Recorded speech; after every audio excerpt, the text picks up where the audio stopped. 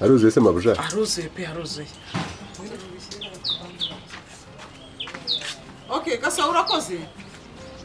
Akomana. Kwanza uriya mukobwa wamukunze byata. Uzi ko nkureba mu ntambuko no mu isura byose nkabona neza uramugendera. Ibyo ni igitangaza. Uriya mukobwa antera amatsiko kurusha season yaba yarabayeho nziza ya mbere kwese. Uretse n'ibyo nubwo yanahindutse.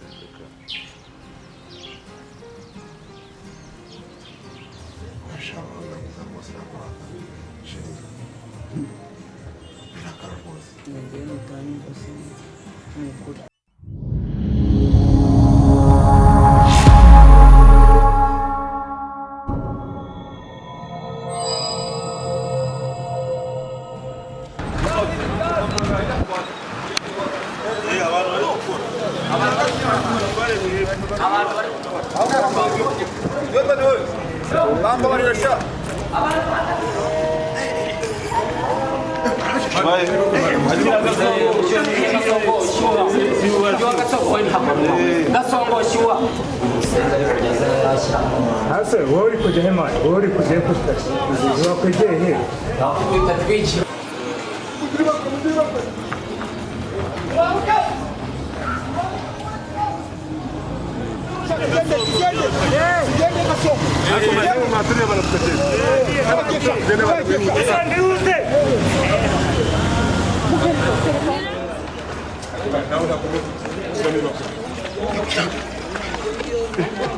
Twagiye shora tugende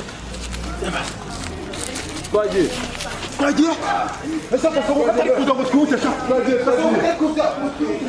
nuko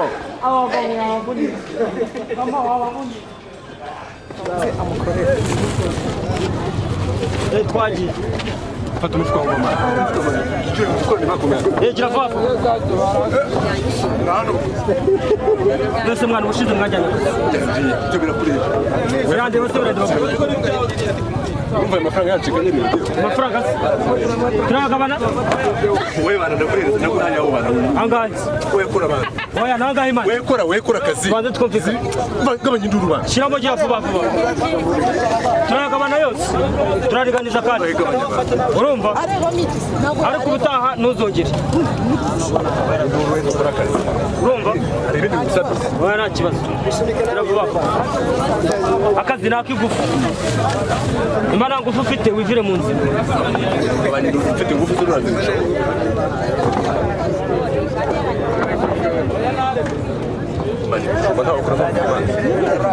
ingahe nta kibazo ariko mu buryo yateramo kabiri akiciraho wowe banza ukora akazi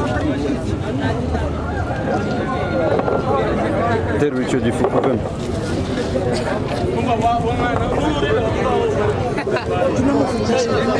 wewe yo umeze bite ese undi ko utambwiye izina ryawe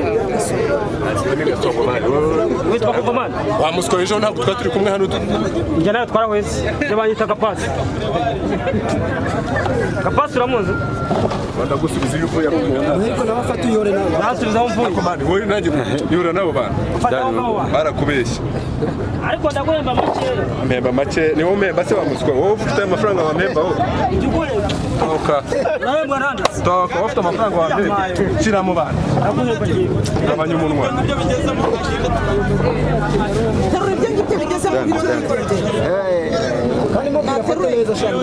Shiramo ibyo ngibyo umukoreye Dani biterushe mu modoka terura nkaho ushaka kubishira mu modoka bishe mu modoka fata aho ngaho mwereka Timba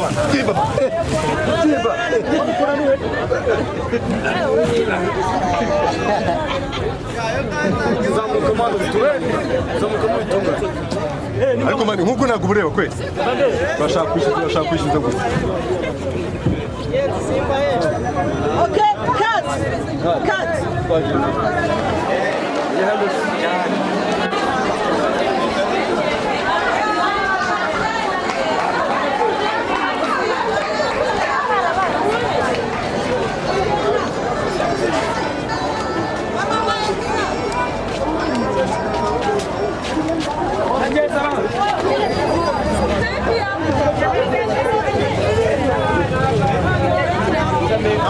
Thank you.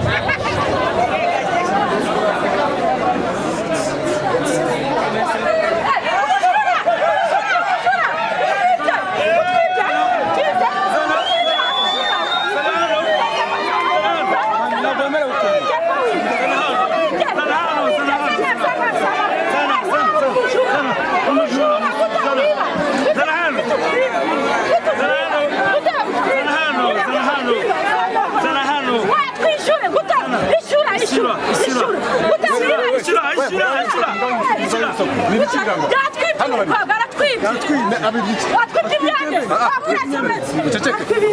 Ceceka gabanya urusaku. Ni ibiki? Ni iki? Uyu nguyu we. Naga. Igihumbi.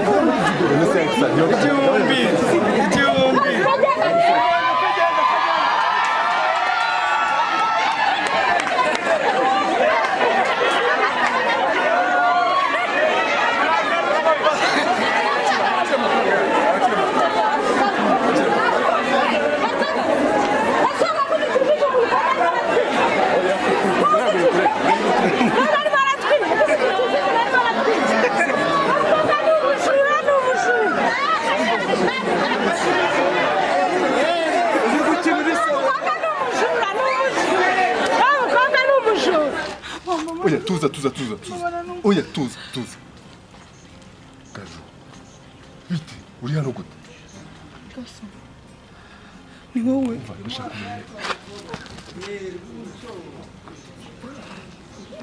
Gaju, ni iki cyatumye wiba?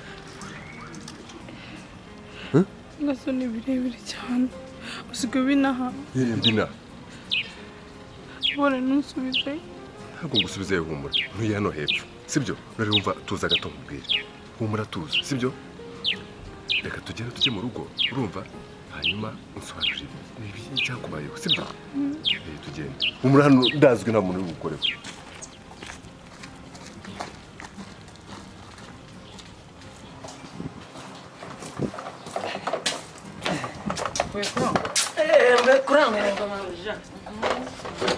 ahantu ugiye kujya rero icyo mushaka icyo ari cyo cyose mucyaka indi Brenda sibyo kandi ntongere gukora aya makosa mu abana beza noneho izo nzoga genda ushyiremo igice muri firigo izindi muzihorere yego mavya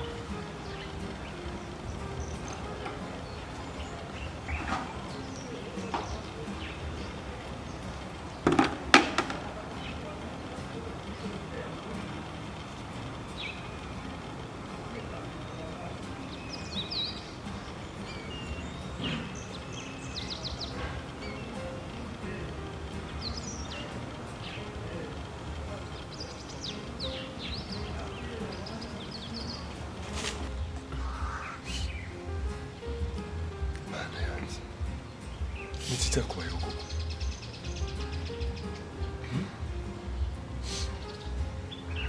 Ngafata basi somaho kuri iyo fanta basi ucururuke mubwire.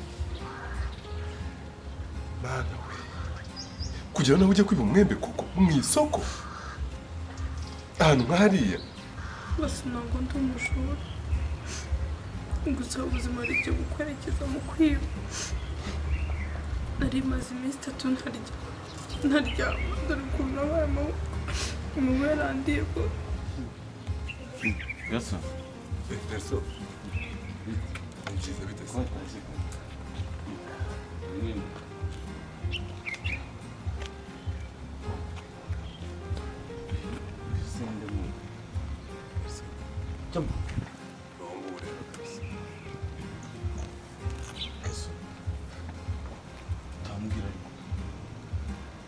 Niwe ko ubona nta wundi Gaju wa mukobwa twiga Gaju umukobwa wari uzi mwiza cyane mu kigo cyose utikoraho abantu bose batinyaga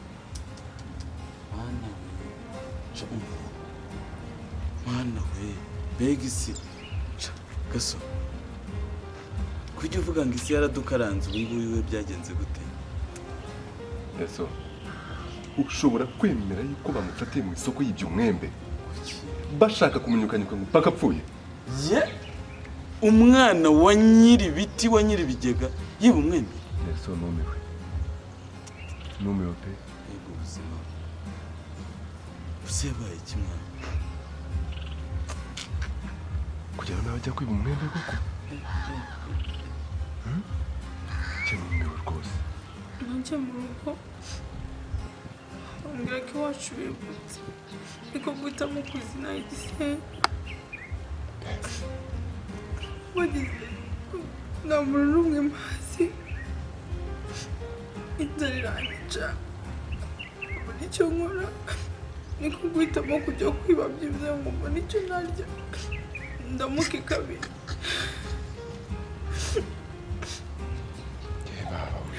umwana ko ari mukoko yahuritse.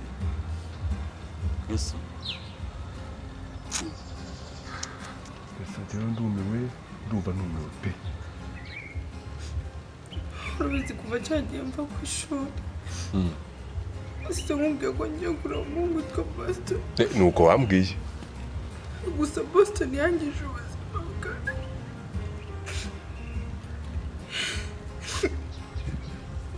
Nageze Igisenyi nta muntu umwe mpazi, nahamagaye Boston ndabonye rero ntaramubona, yakuye telefone. Kuva icyo gihe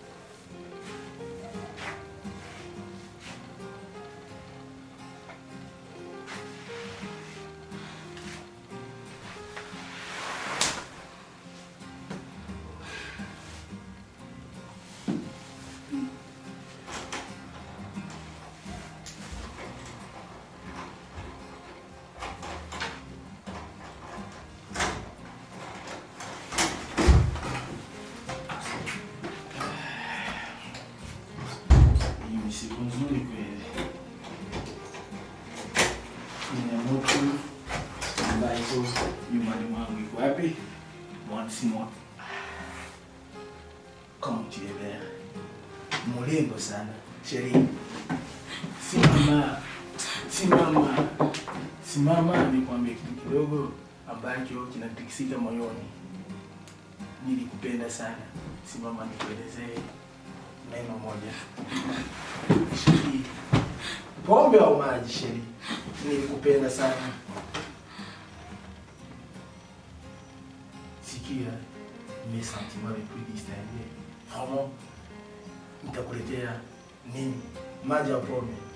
Au nikalete maji kwa juu? Petetre ulilewa, lakini mimi nakuletea maji. Baadaye mimi nakuita Sheri.